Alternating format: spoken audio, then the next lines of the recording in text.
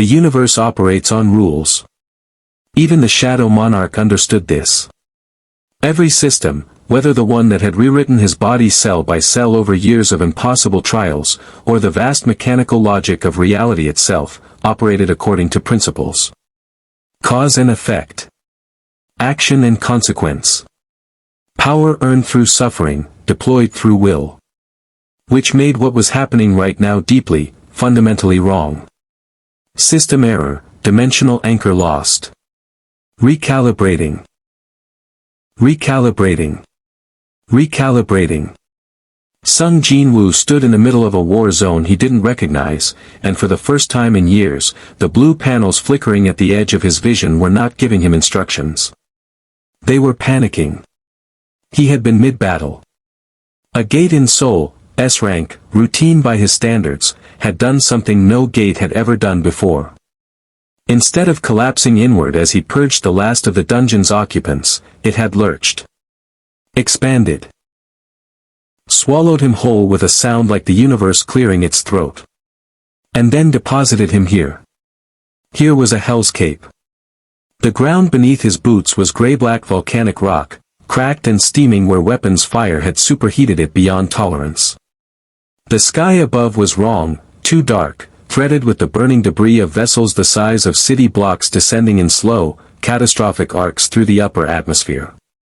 Explosions bloomed in the middle distance like flowers made of fire. The air tasted of ozone and something chemical, sharp and synthetic, nothing like the mana-saturated atmosphere of a dungeon. This was not a dungeon. Jin Woo turned in a slow circle, his senses, still operating at near full capacity despite the system's distress signals, mapping the battlefield with the precision of a predator who had learned to read chaos as a language. To his left, approximately 400 meters, a ridge line. Fortified. Small figures in green and gray armor crouched behind barriers that glowed faintly under. Weapons impact. Humans. Their equipment was far beyond anything 21st century Earth fielded, but the shape of them, the way they moved under fire, was unmistakable. To his right, pressing toward that ridge in a coordinated assault wave, were things that were decidedly not human. They stood between 7 and 8 feet tall. Their armor was ornate, layered in deep purples and blues that caught the firelight, and they moved with the fluid aggression of creatures who had never learned to be afraid of anything smaller than themselves. They carried weapons that fired bolts of superheated plasma rather than conventional ammunition. Jin Woo's eyes tracked the projectile's speed and heat signature automatically, the system cataloging threat levels even in its compromised state. Some flew on gravity-assisted platforms. Others rode inside hulking mechanical walkers that shook the ground with each step. Unidentified hostiles, threat assessment, high. System stabilizing. 87% capacity restored. Warning, dimensional variance detected, stat modifiers temporarily reduced. 87%. He'd fought the monarchs at worse odds than that. A plasma bolt the width of a telephone pole screamed past his shoulder close enough to singe the air beside his ear. One of the alien walkers had found him. Had apparently decided that the lone figure standing motionless in the middle of an active battlefield warranted immediate elimination. Jin Woo looked at the walker. The walker's weapon cycled for a second shot. He was behind it before it fired. The movement was shadow step, instantaneous displacement through darkness, the technique as natural to him now as breathing. He materialized directly behind the machine, one hand finding the joint where its rear armor plating met the drive assembly, and he pulled. The sound the walker made when its structural spine separated was not a small sound. The machine folded in on itself like a crushed can, its pilot compartment crumpling inward, and the whole thing dropped to the ground in a cascade of sparking components and spilling hydraulic fluid. The aliens closest to him froze for a fraction of a second. That fraction was all Jin Woo needed to understand the tactical picture. The human soldiers on the ridge were pinned, outnumbered roughly 8-1, and losing ground. The aliens were disciplined, organized, and operating with clear tactical doctrine. This wasn't a mob, it was a military. He wasn't interested in their war. He needed information. He needed to understand where he was, what had happened to the gate, and how to get back. The most likely source of any of that was on the ridge, behind those human fortifications. Which meant clearing a path. Shadow extraction, available. Ruler's authority, available at 80% efficiency. The aliens had resumed their advance, the momentary shock of the walkers' destruction already absorbed into their battlefield calculus. 3 of them broke from the main formation and moved toward Jin Woo with weapons raised, their movements precise, coordinated, professionally lethal. Jin Woo rolled his shoulders once. If you want more stories like this, he said to no one in particular, old habit, the Korean habit of talking through tension, you already know where to find them. Hit subscribe and drop a name in the comments. Someone else deserves this treatment. Then the Shadow Monarch went to work, and the battlefield stopped belonging to anyone else. The darkness moved with him like a living thing, pooling at his feet and reaching outward as Ruler's authority snapped 2 of the alien soldiers off the ground and into each other with bone-shattering force. The third raised its weapon and Jin Woo was already inside its guard, a single precise strike to the armor's chest plate sending it skidding backward 30 feet across scorched rock. He was already moving toward the ridge before it landed. Sergeant Avery Coleman had seen a lot of things in 11 years of service to the UNSC. She had watched Covenant scarabs level cities in under an hour. She had pulled wounded Marines from burning Pelicans on Reach while plasma fire turned the sky purple. She had once watched a hunter shrug off a rocket launcher hit like it was a mild inconvenience and keep walking. She had never seen anything like this. What in the, Vasquez, are you seeing this on your scope? Corporal Vasquez didn't answer. He was pressed against the barrier beside her, helmet angled toward the battlefield below the ridge, absolutely motionless in the way that humans go motionless when their brain refuses to process what their eyes are sending it. Below them, a single figure was moving through a Covenant assault wave the way a stone moves through water, not around it, through it. No armor. No weapon she could identify. Just a young man in dark clothing who appeared and disappeared between shadows like the concept of visibility didn't apply to him, and left Covenant soldiers crumpled in geometrically improbable shapes wherever he'd been. Spartan activity, she said into the comm. Negative. The voice that came back was Lieutenant Okafor from the command position 50 meters down the ridge. Master Chief is on the other side of the valley. We have no Spartan assets at your position, Sergeant. Then someone needs to come look at this. The figure, she was already thinking of him as the figure because her brain wouldn't commit to anything more specific, had just lifted 2 Covenant elites simultaneously using nothing but an outstretched hand, like he was conducting an orchestra, and driven them into the ground hard enough to crack the volcanic rock beneath them. He wasn't running toward the ridge so much as he was flowing toward it, each movement impossibly economical, every step placed with the precision of someone who could see the entire battlefield 3 exchanges ahead of everyone else. He's coming to us, Vasquez said. First words in 2 minutes. I noticed. Should we? Hold your fire. Coleman didn't know why she said it. Training dictated threat assessment before engagement, and an unidentified combatant moving toward a fortified position at speed qualified as a threat by every metric she'd been taught. But something in the way he moved, not aggressive toward them, precisely targeted away from them, clearing a lane with surgical focus, made her hand stay away from her trigger. He came over the barrier in a single fluid motion that shouldn't have been physically possible given its height, landed in a low crouch in the center of their fortified position, and straightened up. He was younger than she'd expected. Korean, early to mid-20s by appearance, dark hair, dark eyes that swept the interior of their position with an assessment speed that reminded her uncomfortably of ONI analysts reviewing tactical data. He was not breathing hard. He looked at her, then at the Marines, then back at her. Do any of you speak Korean? He said. The question was so profoundly disconnected from the situation that Coleman almost laughed. English, she managed. We speak English. Something shifted in his expression, not surprise, more like recalibration. English works, he said, in English, accented but clean and precise. Where am I? Coleman opened her mouth. Closed it. Behind her, the Covenant assault had stalled. The survivors of whatever he'd done to their forward elements were regrouping 200 meters out, and she had maybe 4 minutes before they came again. She did not have time for this conversation, and she was going to have it anyway. You're on substance. Moon of Threshold. Covenant-controlled space, currently contested. She paused. Who are you? Sung Jin-Woo. He said it like it should mean something. When her expression didn't change, something flickered behind his eyes, not offense, more like a man updating a probability. Calculation. I'm not from here. I'm trying to understand what happened to me and find a way back.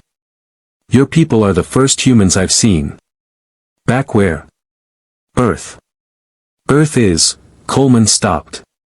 Earth was under siege. Had been for months.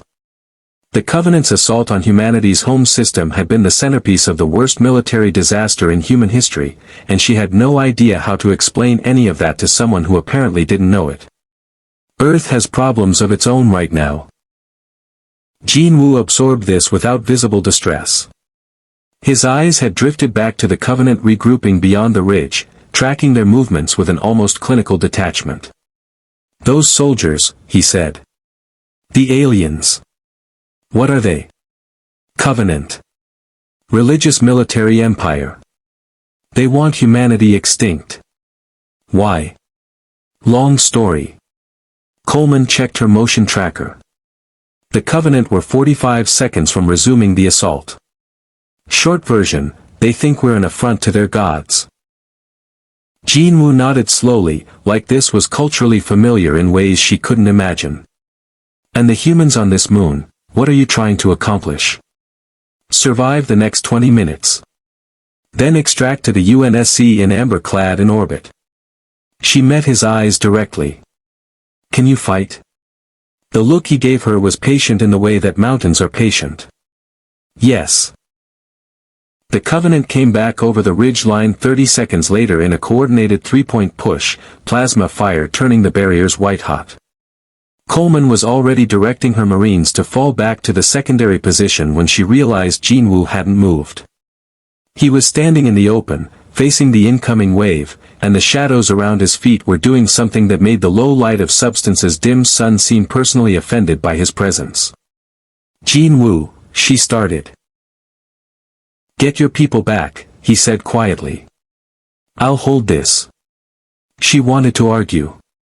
She looked at the Covenant numbers, 60, maybe 70 soldiers in this push alone, and she looked at him, and she made the most tactically insane decision of her career. She fell back. And she watched. Master Chief Petty Officer John 117 had a problem. It wasn't the Covenant. The Covenant were a known quantity, terrifying, numerically superior, technologically advanced in specific areas, but ultimately predictable once you understood their doctrine. It wasn't the Great Schism fracturing their command structure, though that created battlefield chaos that required constant tactical adjustment. It wasn't even the increasing flood activity being reported from the Eastern Valley, though that sat at the back of his mind like a splinter he couldn't reach.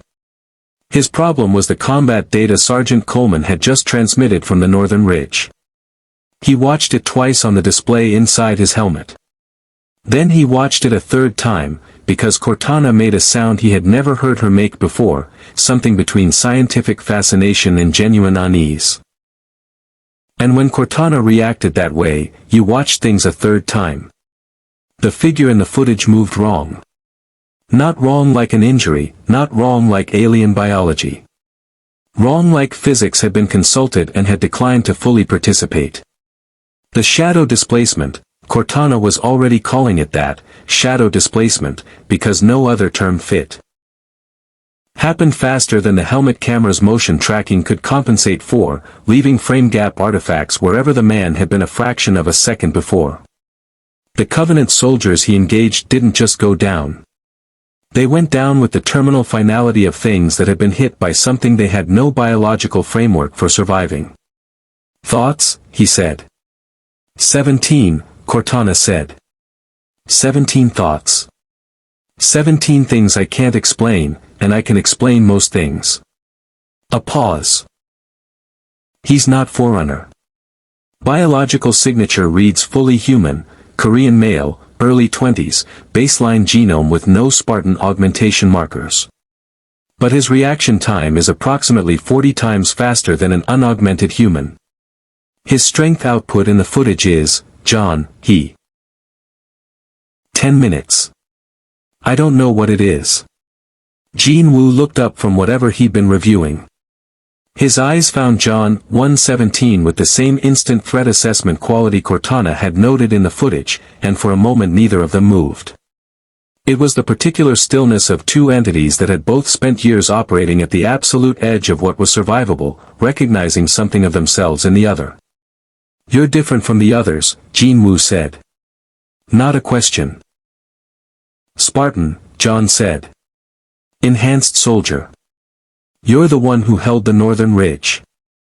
I cleared it." The distinction was made without arrogance, just precision.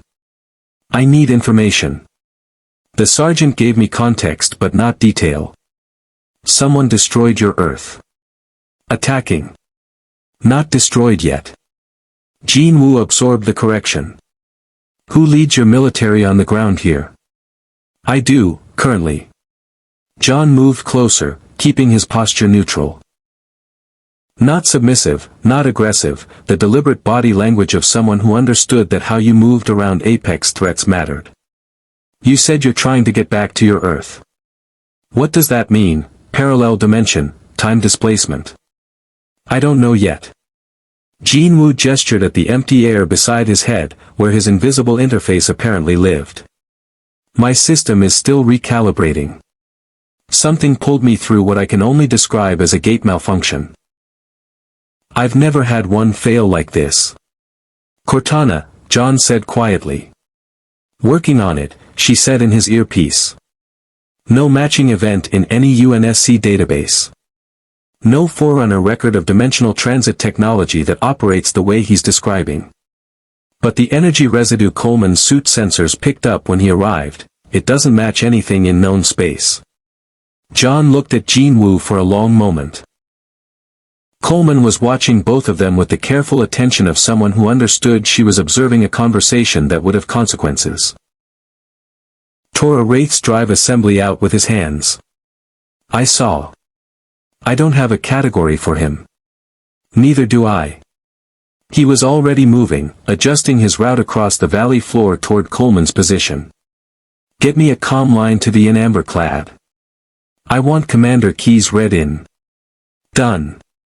Also, the Covenant chatter on their command frequencies has shifted. The elites that survived the Northern Ridge engagement are reporting upward. Whatever their chain of command makes of what they saw, it's generating significant traffic. That was the part that concerned him most. An unknown variable in the middle of a fractured battlefield didn't stay unknown for long. Every faction present would be reassessing the moment they had data, and an asset this significant would draw attention from directions Coleman's Marines weren't equipped to handle. He crested the ridge 9 minutes later to find Coleman's squad in a loose defensive perimeter around a situation that had apparently resolved itself. 40-odd Covenant soldiers were down across a 100-meter stretch of volcanic rock. Some had been hit by UNSC weapons, the plasma scoring and ballistic impact patterns were standard. The rest had been dealt with by something that left no weapon signature Cortana could identify, just structural trauma consistent with forces well beyond infantry combat norms. Sung Jin-Woo was sitting on an equipment crate near the center of the position, reviewing something only he could see, his eyes tracking across empty air with the focused movement of someone reading text. Coleman stood nearby, watching him with the expression of a Marine who had made a decision she wasn't entirely sure about yet. She snapped to attention when she saw the chief. "Master Chief. Glad you're here." "Coleman." He looked at Jin Woo. "Is he cooperative?" "So far." Communicative. Hasn't made any aggressive moves toward our people. She lowered her voice. He's been doing that, reading something invisible, for the last. I'm not going to pretend I understand what you are, John said finally. But I watched what you did to that assault wave. We have a mutual problem, Covenant, and something worse moving in from the Eastern Valley. If you're willing to fight alongside us until we extract, I won't turn down the help. Jin Woo stood from the crate. He was nearly a foot shorter than the Spartan in his armor, but the space he occupied felt disproportionate to his size. And if I'm not willing? Then you're on your own on a moon with no extraction assets and two armies that will both want you dead inside an hour. A beat of silence. Then something that wasn't quite a smile crossed Jin Woo's face. Practical, he said. I can work with practical. The Covenant did not panic easily. 10,000 years of religious certainty had a way of insulating a civilization against the kind of existential dread that sent lesser species spiraling into tactical collapse. The Covenant had weathered the deaths of prophets, the betrayal of client races, the grinding attrition of a 30-year war against humanity. They had protocols for everything. Contingencies for contingencies. The Supreme Commander of the Covenant forces on Substance, a Sanghaili Ultra named Voro Nr of Manticree, did not have a protocol for what his surviving field commanders were describing. He stood in the crimson-lit command bay of his assault carrier, listening to the reports with the particular stillness of a warrior who understood that visible agitation was a form of weakness. Around him, Jiralhani officers, the brutes who had been elevated in the Prophet's new order above his own kind, watched with poorly concealed satisfaction, waiting for him to show uncertainty. He refused to give it to them. Describe it again, he said to the elite field commander on the holographic display. Precisely. The commander, a veteran of 40 engagements, looked shaken in a way that 40 engagements had apparently not prepared him for. It moves through shadow, Supreme Commander. Not cloaking technology, I have seen cloaking. This is different. It is present and then absent and then present again, and between those moments our soldiers die. It struck down Shipmaster Boru's entire forward element in under 3 minutes. Alone. One human. One human. No armor. No visible weapon. A pause that cost the commander something to make. The warriors who survived described darkness moving of its own purpose. Soldiers lifted from the ground by nothing. The demon in green armor is present also, but the humans are calling in an asset that our doctrine has no name for. Voro dismissed the display and turned to the tactical hologram at the center of the command bay. On it, the northern ridge pulsed with updated enemy positions.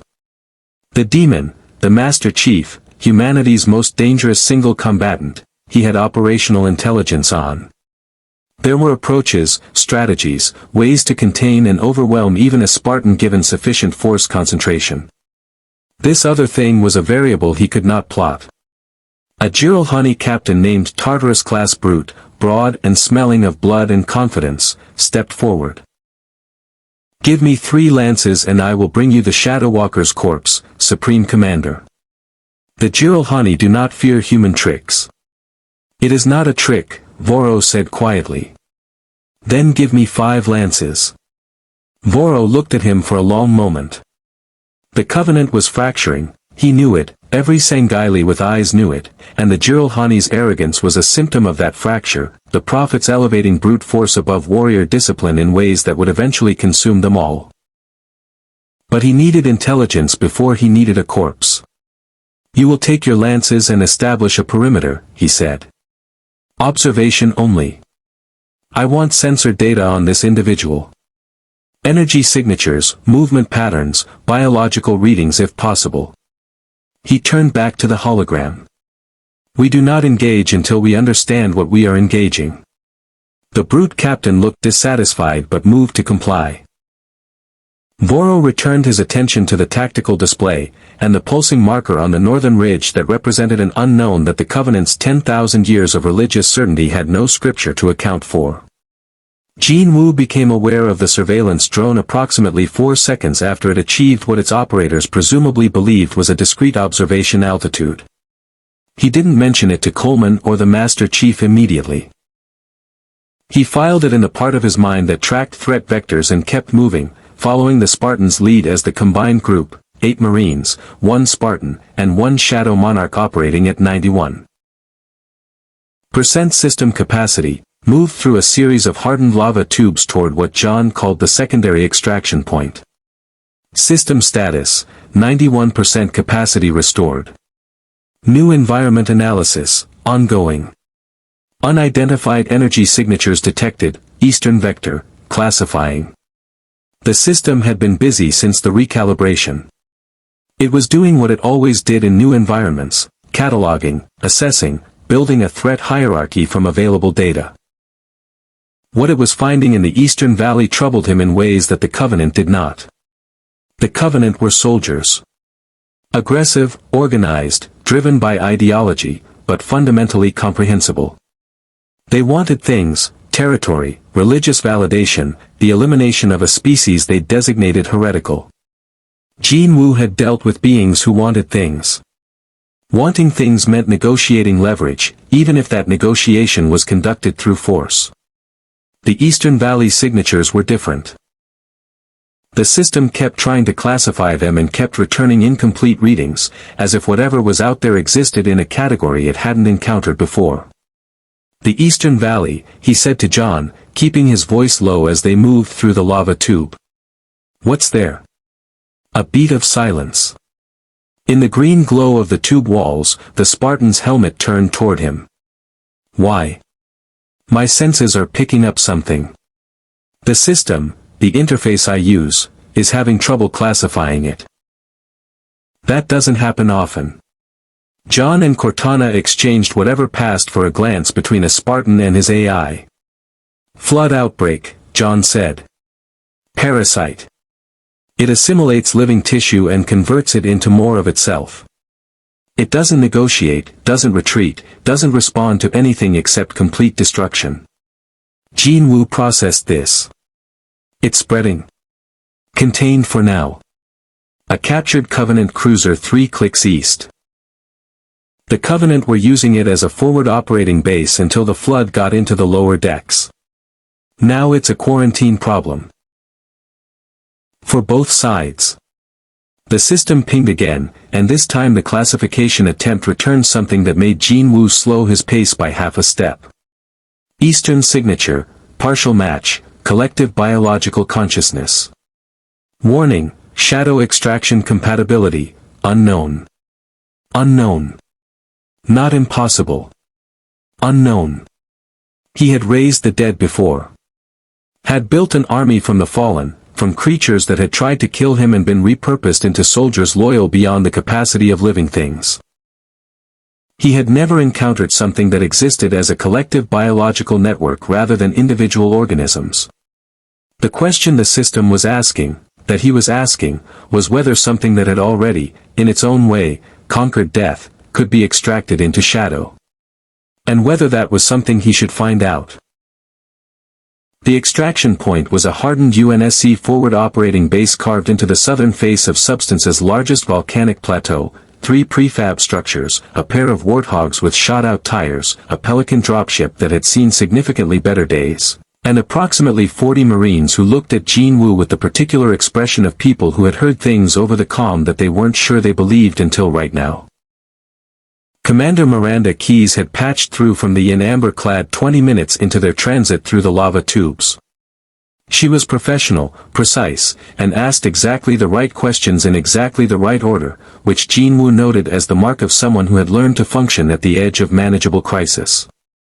She wanted biological readings. Cortana had attempted them, returning the same confusing data that confirmed human baseline with impossible performance metrics. She wanted origin assessment. She wanted threat classification. John had given her the honest answer on all 3, unknown, unknown, and currently allied. Currently, Keyes had repeated. Currently, John confirmed, and left it there. Now Jin Woo stood at the perimeter of the FOB while the Master Chief coordinated with the Marine officers inside, and he watched the 40 soldiers watching him. Some were trying to be subtle about it. Most weren't. A young Marine. Couldn't have been more than 19, with the wide eyes of someone who had been in this war for months rather than years, approached with the careful body language of someone who had lost a bet with their squad mates. "Is it true you took down 60 Covenant by yourself?" the Marine said. "Closer to 50, Jin Woo said. "Some of them ran." The Marine stared at him. "With no armor." "With no armor. How?" Jin Woo considered the question. It was the same question every person asked when they first encountered what he could do, and he had learned over years of raids and gates and the slow terrible ascent through the hunter ranks that there was no answer that fully satisfied. The truth, that a system of unclear divine or mechanical origin had selected him, broken him repeatedly, and rebuilt him into something that no longer operated within normal human parameters, sounded insane to people who hadn't lived it. "Training," he said. The Marine looked deeply unconvinced but apparently decided that was as much as he was going to get. Sergeant Coleman appeared at his shoulder. "Chief wants you inside. Command briefing." The briefing was conducted around a holographic display that Cortana was running from a portable emitter, the same kind of tactical intelligence setup Jin Woo had seen in his own world's military briefings, updated 40 years into a future that had learned to fight in space. The in amber-clad sensor picture of substance was overlaid with enemy position markers, and it was not a comfortable picture. "Covenant have established a hard perimeter around the plateau," John said. 3 Wraith emplacements on the northern approach, 2 Phantom squadrons on rotating patrol, and whatever Voro is planning from that carrier. He indicated the eastern marker. "Flood containment on the cruiser is degrading. ONI's assessment is 12 hours before active dispersal into the surrounding terrain." "Dispersal meaning?" Jin Woo said. "Meaning it stops being a quarantine problem and starts being everyone's problem simultaneously," Cortana said from the emitter. "The flood's primary vector is airborne spores at low density, direct physical contact at high density. Once it breaches the cruiser's hull integrity, both the UNSC and Covenant forces on this moon are potential hosts." "And the Covenant know this?"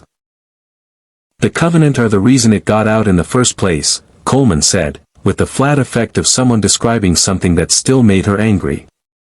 "They were trying to study a flood sample they recovered from a derelict vessel. It went." Predictably. Jin Woo looked at the holographic cruiser marker. The system was still pinging it at irregular intervals, each ping returning the same incomplete classification, the same note about collective biological consciousness.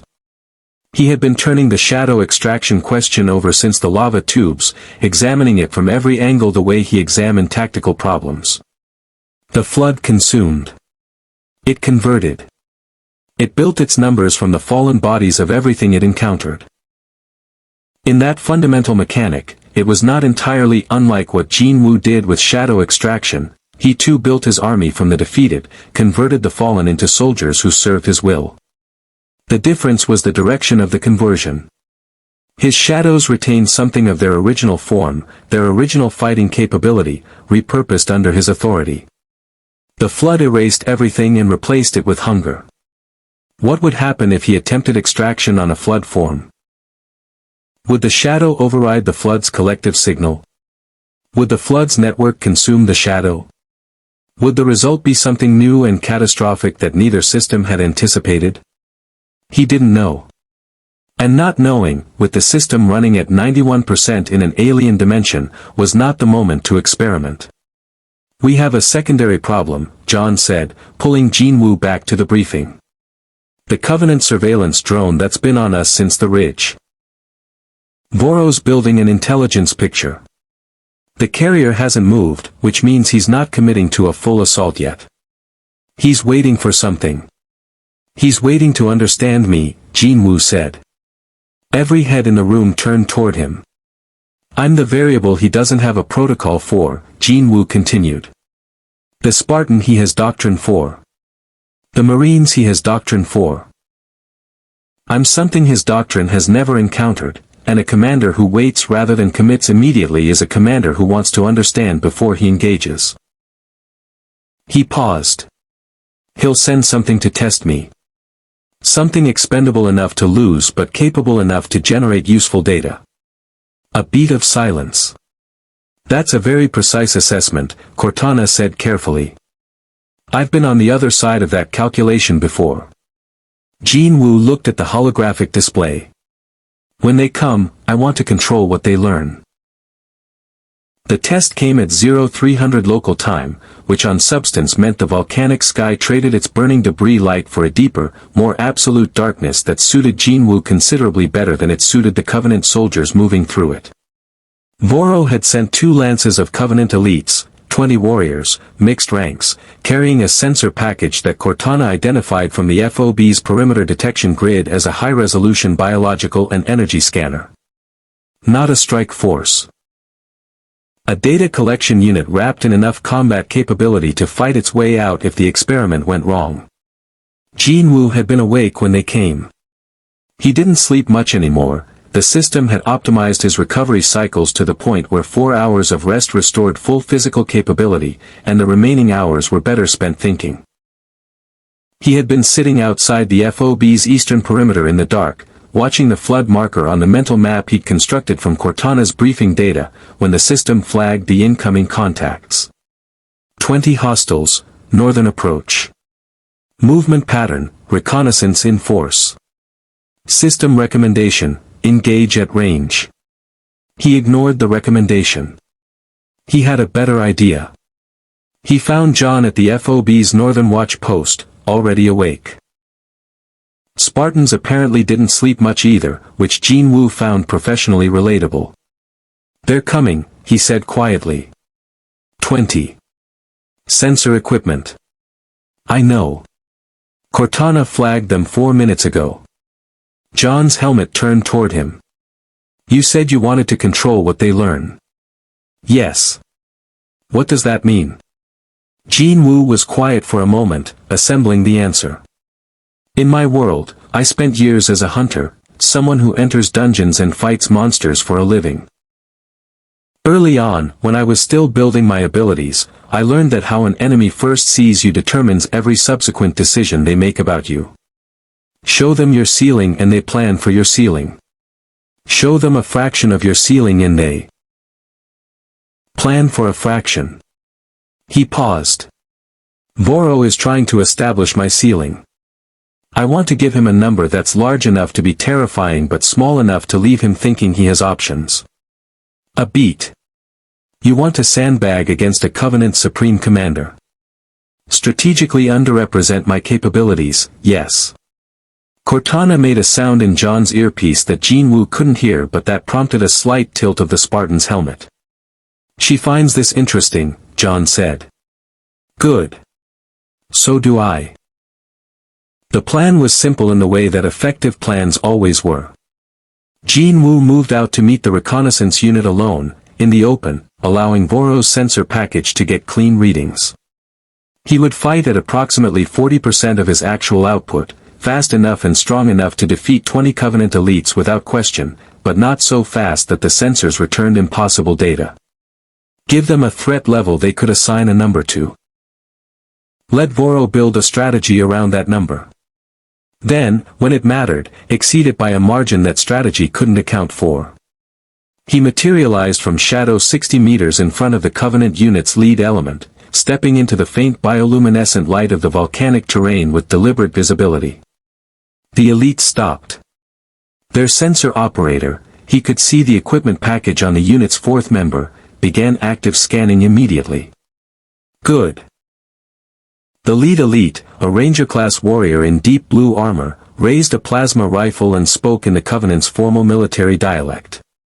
Jin Woo didn't understand the words but understood the tone, the clipped, formal aggression of a professional soldier issuing a challenge rather than immediately firing. Voro wanted data, and data required a living subject for at least the first few seconds. Jin Woo raised one hand, palm out. The universal gesture for stop. The elite stopped. The sensors kept running. Then Jin Woo moved. He kept the shadow step frequency low, 1 displacement. Every 4 to 5 seconds, visible enough that the sensors could track the energy signature and build a movement profile. He kept the ruler's authority lifts to single targets, never more than 2 simultaneously, and he kept the force output calibrated to the level of a very powerful but ultimately quantifiable combatant. A thing that could be beaten with sufficient numbers and preparation. The fight lasted 90 seconds. All 20 Covenant soldiers went down. None were killed. A deliberate choice that cost him additional effort in calibration, incapacitating rather than destroying, because dead soldiers gave Voro a body count but surviving soldiers gave him a report. Surviving soldiers described what they'd seen, felt, experienced. Their fear was data too. He let the sensor operator run for 30 meters before a single application of ruler's authority plucked the equipment package from their back and deposited it at his feet without touching the elite themselves. He looked at the sensor package for a moment. Then he looked at the fleeing Covenant soldier. He sent the package back. Let Voro have his data. Incomplete data, carefully curated, but data nonetheless. The message in returning the equipment, "I could have kept this, I chose not to," was itself a communication. A thing that held back. A thing that made choices. That was more unsettling to a military mind than pure destruction. Back at the FOB, John reviewed the engagement footage in silence. Coleman stood beside him, arms crossed. 40%. John said. Approximately. Another silence. Coleman looked between them. "I feel like I should be more disturbed by this conversation than I am," she said. "What's your actual ceiling?" John asked. Jin Woo considered the honest answer. The Shadow Monarch's full capacity, the army, the domain, the complete expression of what the system had built him into, was not something he could easily describe in terms this universe's military framework would find useful. It was less a number than a condition. "Enough," he said, "that Voro's carrier is not a problem I'm worried about." John was quiet for a long moment. Outside the FOB, the eastern sky had taken on a faintly different quality, not brighter, but different. More active. The flood marker in Jin Woo's mental map pulsed. "The cruiser's hull integrity just dropped 6%, Cortana said quietly. "Flood pressure on the internal bulkheads is increasing." The eastern problem was no longer 12 hours away. The flood didn't announce itself. That was the thing Jin Woo noticed first when the eastern perimeter sensors began screaming at 0447, there was no tactical communication, no forward element probing for weakness, no reconnaissance pattern that a military mind could identify and respond to. The flood simply arrived at the point where containment had failed and began moving in every direction simultaneously, as if the concept of a preferred axis of advance was an inefficiency it had evolved past. Cortana's voice was clipped and precise in the way that indicated she was running multiple crisis calculations simultaneously. Hull breach confirmed on the cruiser's port side. Flood forms in the open terrain, I'm counting 40, 60, correction, 90 plus combat forms and climbing. They're moving toward heat signatures. We are the largest heat signature on this moon. Coleman was already pulling her Marines to defensive positions. John was moving with the particular economy of a Spartan who had fought the flood before and carried the specific knowledge of what that meant. He pulled Jin Woo aside as the FOB came alive around them. "Different rules," John said. "Everything you know about fighting stops applying. Headshots don't finish them. Dismemberment doesn't finish them. The only reliable method is high-temperature destruction, burning, plasma, explosive force sufficient to destroy the central mass. They can't be killed conventionally. They can be stopped conventionally. Killed requires fire or complete physical destruction." A pause that carried weight. "Don't let them touch you. Direct contact is how they spread. Even a Spartan's armor isn't guaranteed protection against a determined flood form. Jin Woo absorbed this with the focused calm of someone filing critical tactical data. And my shadows? John's helmet tilted. What about them? I can summon soldiers from the dead. Extract the essence of defeated enemies and rebuild them under my command. Then stay close and stay hot, John said, and moved to the perimeter. The next 40 minutes were unlike anything Jin Woo had experienced in years of dungeon raiding. The flood came in waves that weren't waves, organic surges that probed and retreated and probed again, not with tactical intelligence exactly, but with the distributed problem-solving of a system that learned from each contact point and adjusted the next contact accordingly. Marines who had fought Covenant and found reliable patterns discovered that the flood had no patterns, or rather that its patterns operated on a timescale and complexity that human tactical instinct wasn't built to track. Jin Woo found himself fighting differently than he had on the ridge. Against the Covenant he had been precise, efficient, surgical, one application of force per target, minimum output, controlled and deliberate. Against the flood he had to be absolute. Every form he brought down required a follow-up, a secondary strike to the central mass, and the constant recalibration between engagement and destruction consumed attention in ways that pure combat efficiency didn't. His ruler's authority became a weapon of compression rather than displacement. Instead of lifting and throwing, he was crushing, collapsing flood forms into themselves with focused gravitational pressure until the central mass was destroyed beyond the parasite's repair capability. It worked. It was exhausting in a way that combat rarely was anymore, not physically but cognitively, the constant demand for absolute destruction rather than efficient incapacitation running against years of ingrained fighting habit. John moved through the flood like a force of nature beside him, the Spartans' combat shotgun and battle rifle working in practiced alternation, each shot placed with the mechanical precision of someone who had fought this enemy before and learned its rhythms through the hardest possible education. They were holding. But the numbers kept. Watch John process this. The question is whether the flood's biology overrides shadow extraction or whether shadow extraction overrides the flood's biology. A beat of silence that contains several conversations worth of implications. You're asking if you can make flood soldiers. I'm asking if I should try. No, Cortana said firmly, patching directly into the conversation through John's external speaker. Absolutely not.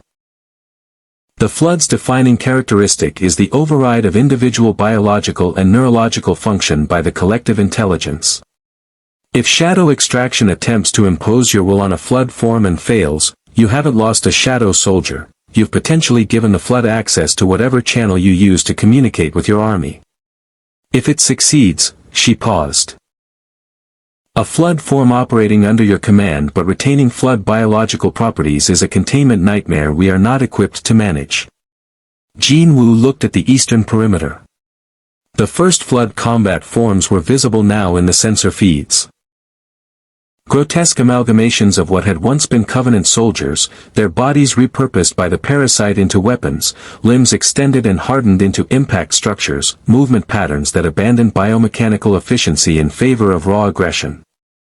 They were wrong in the specific way that things were wrong when something that should be dead refused to accept the designation. No extraction, he said. Understood. Can you do the fire? John asked. Jin Woo looked at his hands.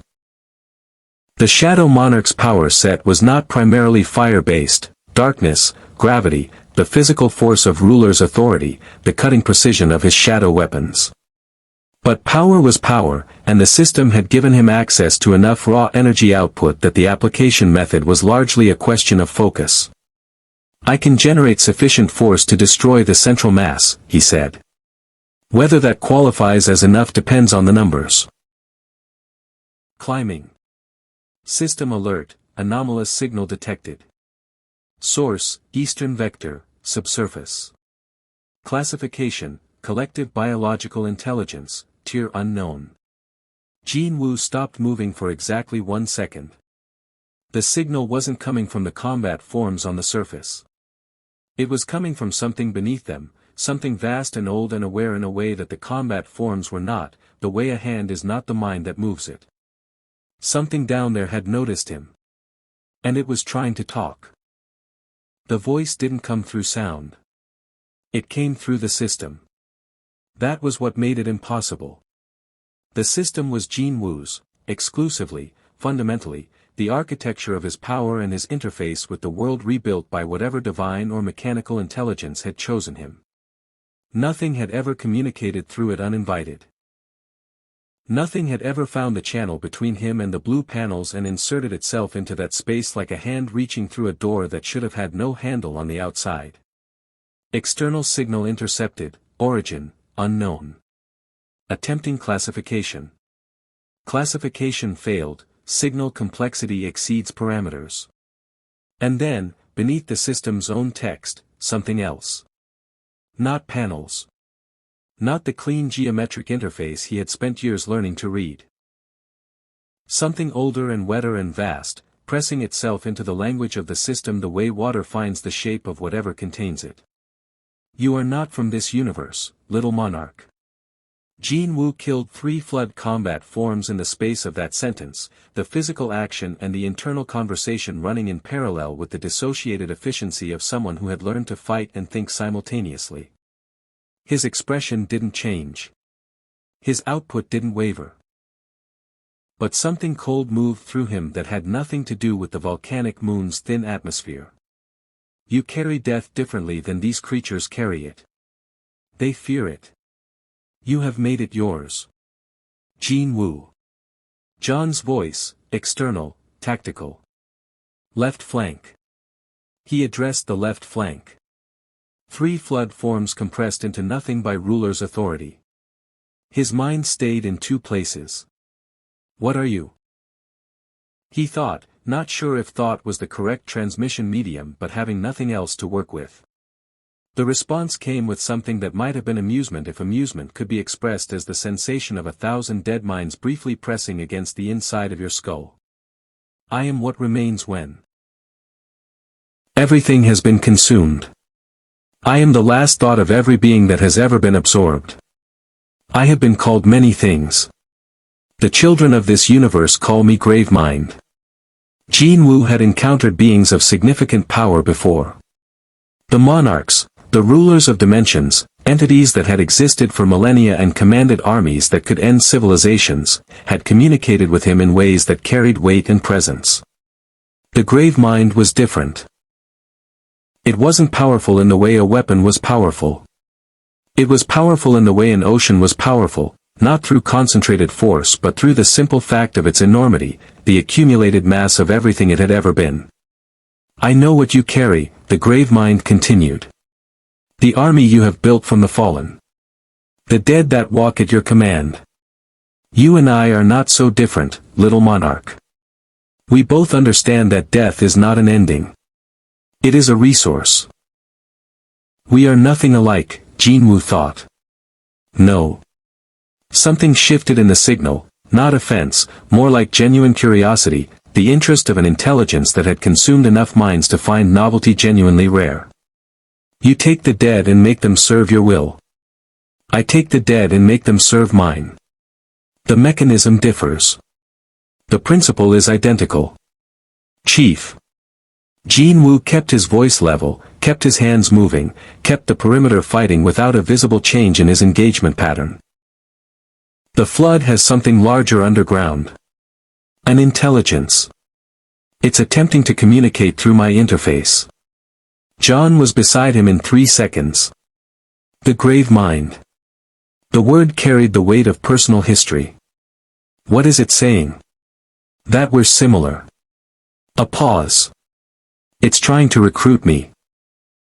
A beat of silence that contained John's entire history with the flood, compressed into the particular quality of a Spartan who had lost people to this enemy and had strong feelings about anything it wanted. Don't listen to it. I'm not planning to. But he kept the channel open, because the Gravemind knew things, and knowledge about an enemy's intelligence and intent was worth the discomfort of the conversation. It knows I'm from another dimension.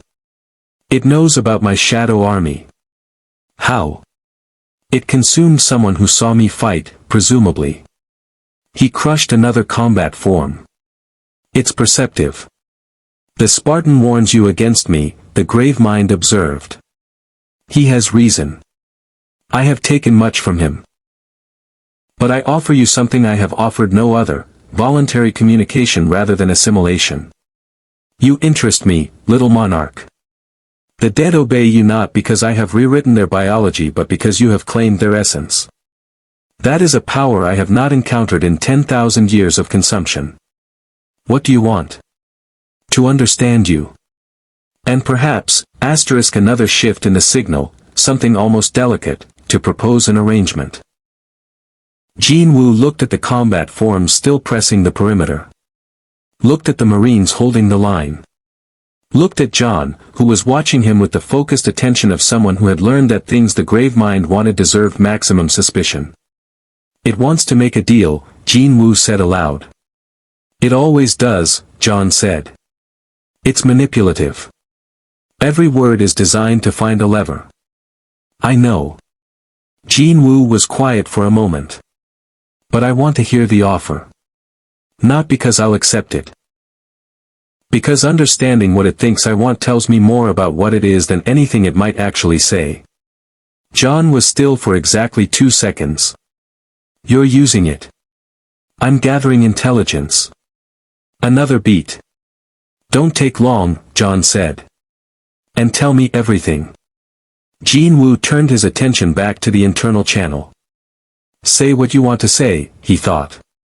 The grave mind's response came slowly, with the deliberate weight of something choosing words with genuine care.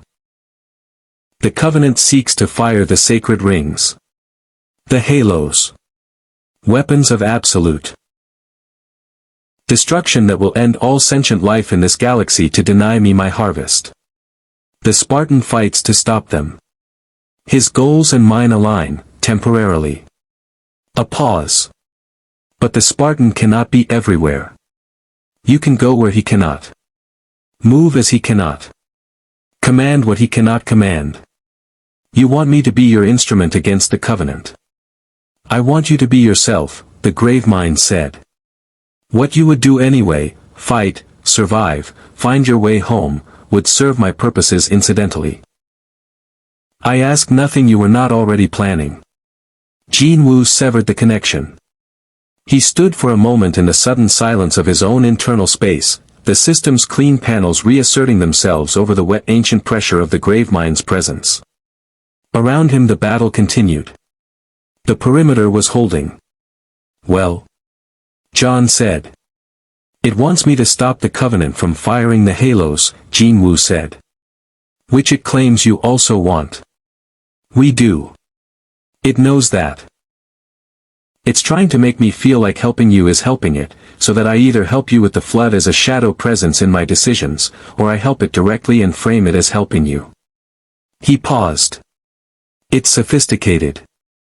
Yes, John said. It's also not wrong that stopping the halos matters. Jin Woo looked at the eastern horizon. Dawn was beginning, thin and volcanic and gray. But I'm not its instrument. And I'm not staying in this dimension long enough to become anyone's permanent asset. He turned to John. How do we get to the Ark? John was quiet for a long moment. When he spoke, his voice had shifted into the register of someone making a decision that had been building for a while. The in amber clad has the coordinates. But getting off this moon first requires going through Voro's carrier. Jin Woo looked at the carrier's distant silhouette against the gray dawn sky. Then let's stop being subtle, he said. Voro and our Manticree received the Shadow Monarch's message at dawn. It wasn't transmitted through any communication channel his carrier's systems could identify. It arrived as a physical object, a single Covenant plasma rifle, belonging to one of the elite warriors from last night's reconnaissance unit, deposited on the carrier's forward observation deck by means that his security systems recorded as a shadow displacement event lasting 0.3 seconds. The rifle had been bent into a perfect circle. Voro looked at it for a long time.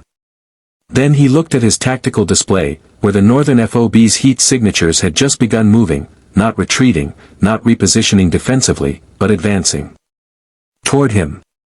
In the gray volcanic dawn, the UNSC forces were coming out from behind their fortifications and walking toward a Covenant assault carrier with the particular energy of people who had decided that waiting was worse than moving. Supreme Commander. His tactical officer's voice was careful. The human forces are advancing on an open approach vector. No cover utilization. No flanking movement. A pause. They are walking toward us directly. I see it. Your orders. Voro picked up the bent plasma rifle. Set it down. Looked at his display. The flood signatures in the eastern terrain were spreading. Slowly, but spreading, and every veteran Sanghaili warrior in his command knew what that meant for how much time anyone on this moon had left to accomplish anything before the parasite made the question of Covenant versus human academic. He had the censored data from last night's reconnaissance. He had built a threat model around it. He had spent the dark hours constructing a tactical approach that accounted for the Shadow Walker's demonstrated capabilities, concentrating plasma fire, using the carrier's energy projector to saturate the kill zone, overwhelming the human position before the unknown combatant could apply his capability selectively. The bent rifle told him. Stripping inflection but leaving the structural precision of a military commander choosing words with care. UNSC Forces. I am Supreme Commander Voro Enarv Mantikri. I am aware that standard protocols between our peoples do not include this kind of communication. I am also aware that the flood outbreak in the eastern terrain makes standard protocols a luxury neither of us currently possesses. John's response was equally measured. Master Chief Petty Officer John, 117. What are you proposing, Commander? A temporary cessation of hostilities. Joint extraction from this moon before flood dispersal makes extraction irrelevant. A pause. I have also received a communication from your companion. I wish to speak with him directly. Jin Woo said, I'm here. You returned my sensor equipment, Voro said. You entered this carrier and left a message rather than an attack. These are the actions of a warrior who wants to be understood rather than merely feared. Another pause. What do you want? The same thing you want right now, Jin Woo said. To leave this moon before the flood makes that impossible. After that, our interests diverge. But getting off this rock requires your carrier's firepower to clear the flood's dispersal vectors, and it requires us to stop pointing weapons at each other long enough to do it. The silence on the channel was Voro calculating. Jin Woo had done enough negotiating with hunters and guild masters and beings of considerably more cosmic weight than a Covenant Supreme Commander to read the quality of a silence. This was the silence of someone who had already reached the same conclusion and was deciding whether to admit it. The Great Schism has fractured our command structure, Voro said finally. The Prophet's orders no longer represent Sanghaili interests. I speak for myself and for those warriors who follow me. A beat. I have no love for your federation or your kind. But I have less love for the flood, and considerably less for dying. On a moon that history will not remember. Then we agree, Jin Woo said. What followed was 40 minutes of the most operationally strange experience of Coleman's career, which had already contained several strong candidates for that title. Covenant separatist warriors and UNSC Marines coordinating fire suppression against flood dispersal vectors, the carrier's energy projector cutting burning lines across the volcanic terrain, Jin Woo's shadow army. Finally summoned, finally visible to everyone present, the ranks of dark soldiers moving with silent and human precision, serving as a forward screen that absorbed flood contact and prevented the parasite from reaching either human or Sanghaili lines. The Marines' reaction to the Shadow Army was visceral. Weapons came up. Coleman talked them down with the focused urgency of someone who understood that they were 30 seconds from a friendly fire incident that would collapse the entire arrangement.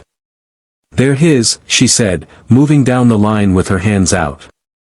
They're on our side. Do not fire. Do not fire.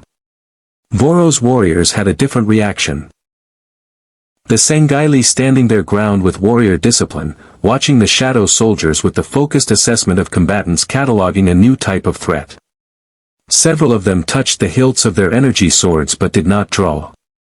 Baru, Jin Woo's fastest shadow, the Ant King who had died and been reborn into something that combined insect speed with humanoid tactical intelligence.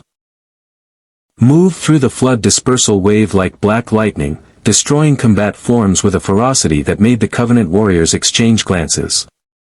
Igris, Jin Woo's most trusted commander, held the left flank with the silent authority of a knight who had served through more battles than this moon had seen in its entire history. The flood pushed. The combined line held. At the 38-minute mark, the carrier's energy projector completed a full sweep of the eastern dispersal vector, and the flood advance stalled. Not ended, the Gravemine's distributed intelligence was already redirecting, pulling back, recalculating, but stalled long enough. Extraction window, Cortana said. 6 minutes before the next dispersal push. The amber-clad is in position. Jin Woo recalled his shadows. Watched them dissolve back into darkness with the practiced ease of long command, Igris last as always, the knight's red eyes meeting his for a fraction of a second before the shadow dissolved. Around him, humans and Sangaili who had been shooting at each other 12 hours ago stood in the same defensive line, breathing hard, looking at the scorched terrain where the flood had been. Voro's voice came through the channel one more time. Shadow Monarch. The title, in the machine translation, came out precise and deliberate. Voro had clearly obtained it from his intelligence reports. You are a strange addition to this war. I'm not part of your war, Jin Woo said. No, Voro said. But you have affected it regardless. A pause. Go well, human. Whatever you are. The Pelican came down through volcanic smoke and burning debris, and Jin Woo walked toward it beside the Master Chief, and behind them the carrier's guns turned back toward the flood. The arc was not what Jin Woo had expected. He wasn't sure what he had expected. The briefings aboard the amber-clad during the transit from Substance had been thorough, Cortana walking him through the Forerunner installation's basic architecture and purpose with the focused efficiency of an AI who understood that an uninformed combatant in a critical environment was a liability. He had listened carefully, asked precise questions, and built a mental model of a massive artificial structure beyond the Milky Way's galactic rim, constructed by an ancient civilization to manufacture and control an array of weapons capable of sterilizing all sentient life in the galaxy. The mental model had been accurate in its facts. It had failed entirely to capture the scale.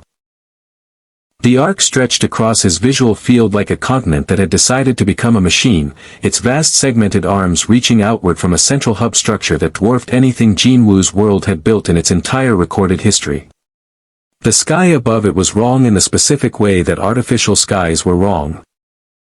Too even, too controlled, the light source a construct rather than a star, illuminating a landscape that combined Forerunner geometric precision with ecological terraforming that created forests and plains and waterways between installations that could have contained cities. System analysis, arc structure. Dimensional energy concentration, significant. Note, Forerunner technology interacts with system interface, monitoring. The system had been noting the Forerunner interaction since their approach. Whatever the ancient builders of this installation had been, they had worked with energies that the system recognized as adjacent to something in its own architecture, not identical, not compatible in any direct way, but speaking a similar underlying language. It was the feeling of encountering a martial art from a different tradition that had independently developed the same principles. Was just destruction, and he had learned that lesson more thoroughly than most. He used it to move faster, to hit harder at the points that mattered, to keep the Shadow Army coordinated across a battlefield that spanned kilometers of Forerunner architecture. He used it to be exactly what this moment needed and nothing more extravagant than that. The Citadel push took 4 hours. John and the Arbiter drove through the Loyalist center. Jin Woo collapsed their flanks. The Shadow Army held the corridors that the UNSC couldn't spare Marines to secure. Miranda Keyes died in the Citadel, and Jin Woo felt the weight of that through the calm chatter in a way that reminded him that this war had costs that his own power couldn't prevent, that the gap between what he could do and what he could stop was still real and still mattered. The prophet of truth died at the Arbiter's hands. The activation sequence was interrupted. The Halo array stood down. And then the flood came to the Ark, because the Grave Mind had been patient and the Grave Mind had been watching, and patience was what distinguished a collective intelligence from a simple predator. John went back for the ring. Jin Woo stood at the Ark's central hub with the Arbiter's remaining forces and held the flood advance back from the extraction point while the Spartan did what needed doing. It was not a comfortable 40 minutes. The Grave Mind pressed its signal against his interface 3 times during those 40 minutes, and each time he severed the connection with the same clean finality. He was not its instrument. He was not anyone's instrument. The ring fired. The flood on the Ark burned. John's warthog came through the portal at the last possible second. And then it was over, the way the end of enormous things is always over. Suddenly, incompletely, with the particular silence of a universe that has survived something it wasn't supposed to survive and hasn't yet figured out what to do with the fact. The Jiralhani having consolidated around the Prophet of Truth's banner after the Great Schism elevated them above the Sanghaili. They were aggressive, heavily armed, and operating with the particular ferocity of warriors whose religious certainty had been recently complicated by the fracturing of everything they'd been certain about. Jin Woo hit their command node from 3 directions simultaneously. This time he didn't sandbag. The system was at 97% and he was done being measured and strategic and carefully calibrated for the benefit of enemy intelligence gathering. The Ark's activation was the stakes, not a moon, not a skirmish, not a tactical position that could be traded and retaken. If the halos fired, every sentient life in the galaxy ended. The mathematics of that was not complicated. Ruler's authority swept through the command node's outer chamber like a tide, every brute in the room lifted simultaneously and driven into the walls with force that left structural impressions in Forerunner metal that was supposed to be indestructible. Igris moved through the secondary positions with the silent efficiency of a knight who had been doing this for longer than most of the soldiers on this installation had been alive. Baru's sector cleared in 11 seconds. The command node's communications array went dark. Sector 7's coordination collapsed. Jin Woo moved on. The system pinged at the 98th percentile and something shifted, not dramatically, not with the universe-shaking significance that his original awakening had carried, but with the quiet certainty of a door unlocking. The dimensional variance that had been suppressing his full capability since the gate malfunction resolved in a single clean cascade, and for the first time since arriving in this universe he felt the complete weight of what he was. The Shadow Monarch. Fully present. In a universe that had never contained anything like him. He used it carefully. Power without judgment. As your own. He filed it. There were more immediate concerns. The battle for the Ark was already underway when the Amber-clad dropped them into the fight. Covenant loyalist forces, the prophets remaining faithful, the faction that had not broken with Voro and the Sanghaili separatists, held significant portions of the installation's outer arms, pressing toward the citadel at the Ark's center where the Halo activation control was located. No bureaucratic negotiation, no chain of command friction, just a clear-eyed assessment of available assets and optimal deployment. Jin Woo's mobility and the Shadow Army made him most effective as a deep penetration force, moving ahead of the main UNSC advance to disrupt Covenant Loyalist command and control before the primary push reached its objectives. He had agreed. It aligned with what the system was recommending anyway. Priority target identified, Covenant Loyalist command node. Sector 7. Shadow Army status, fully available. System capacity, 97%. 97%. Nearly home. He moved through the Ark's outer corridors with Igris at his left and Baru ranging ahead, the Shadow Army flowing through the Forerunner architecture like water through a system designed, coincidentally, to accommodate movement at exactly this kind of scale. The Forerunner builders had made their installations vast, their corridors wide, their spaces proportioned for beings and purposes that dwarfed human or Covenant assumptions about what a building needed to contain. The Covenant loyalists holding Sector 7 were a mixed force, brutes primarily. Jin Woo stood in the Ark's gray light and opened his system interface. System capacity, 100%. Dimensional anchor, recalibrating. Gate reconstruction, possible, estimated time, 72 hours. He looked at the message for a long moment. Then he looked up at the artificial sky of the Forerunner installation, where the debris of the partial halo ring was catching the constructed light in ways that were almost beautiful if you didn't think too carefully about what had made them. John found him there 20 minutes later, the Spartan moving with the slightly reduced efficiency of someone who had been through too much in too short a time and was running on discipline rather than reserves. "It's done," John said. "For now," Jin Woo said. John was quiet for a moment. "Cortana found the gate reconstruction data in your system readings during the battle.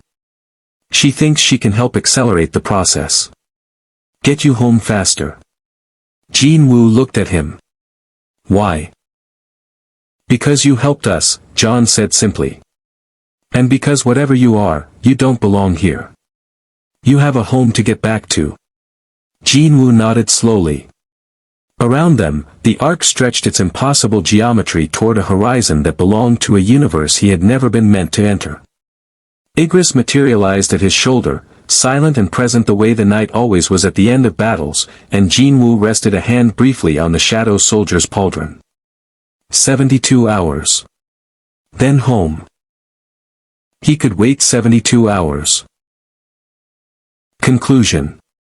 The gate opened on the third day, reconstructed from a combination of Jin Woo's system architecture and Cortana's Forerunner-derived mathematics, two intelligences from different universes finding, in the end, a shared language precise enough to punch a hole between realities. John 117 stood at the threshold and said nothing for a moment. There was nothing that adequately covered what the last 4 days had contained. "If you ever find another gate malfunction," he said finally, "try to land somewhere quieter." Jin Woo almost smiled. No promises. He stepped through without looking back. That was not coldness, it was the discipline of someone who had learned that looking back at places you couldn't return to served no useful purpose. The Ark, the Flood, the Gravemind's wet ancient voice pressing against his system's interface, Boro's bent plasma rifle, Coleman's Marines holding a ridge on a volcanic moon while darkness moved at their side, he filed it all in the part of himself that stored things that had changed him without breaking him. The gate closed. On the Ark, John stood in the silence for a long moment before Cortana's voice came back through his earpiece. Quiet, thoughtful, in the register she used when she was processing something that didn't fit existing categories. "Do you think he'll be okay?" she asked. John looked at the empty space where the gate had been. "He'll be fine," he said. "I'm more interested in whether the next thing he runs into will be." He turned back toward what remained of the battle, and the Ark's artificial sky held its light, and somewhere across the barrier between universes, the Shadow Monarch walked home. Live long and prosper. More stories await.